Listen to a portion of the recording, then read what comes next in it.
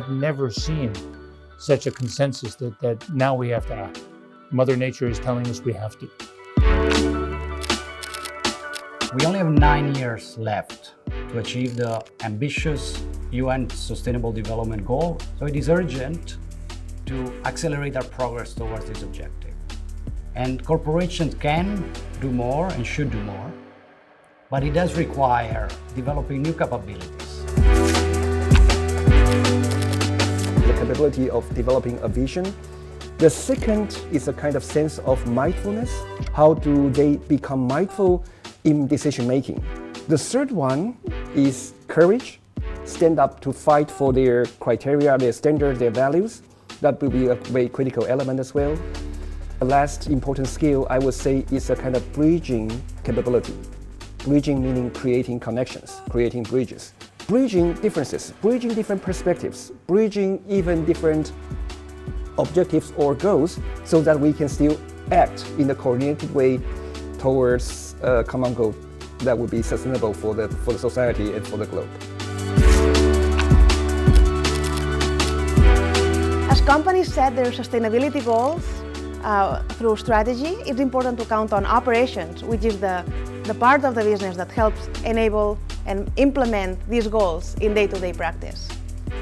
As the push for the circular economy is growing, companies need to think how to implement the circular economy principles in practice in their day-to-day operations. And this includes how to manage their waste, implementation of maybe recycling or take-back programs, markets for remanufactured and refurbished products. Most experts expect 2022 to still be a difficult year for supply chain. How much of these bold commitments is greenwashing, not greenwashing, but greenwashing, and how much is real depends upon the detailed plans that are being developed to actually make this true. And in some cases, some industries need new technology to get close to zero or to get to zero carbon emissions. But every company is in a different place. What's really important in my view is that companies do the math and figure out what is the business case, how fast do they need to go, what is the right timing. The IPCC has developed some scenarios as where the world needs to go.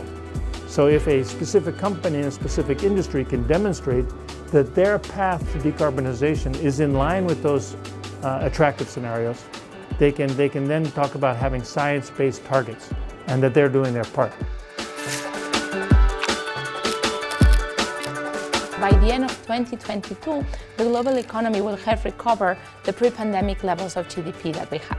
However, this growth is going to be very unequal. The challenge is to really make this growth compatible with an inclusive and sustainable development. The global benefit is bigger than the individual benefit, and we cannot lose track of the sectors and the people that are going to be left behind. We need to help them transform towards this future economy and compensate them in this transition that is going to make this sustainable transformation possible while including everybody.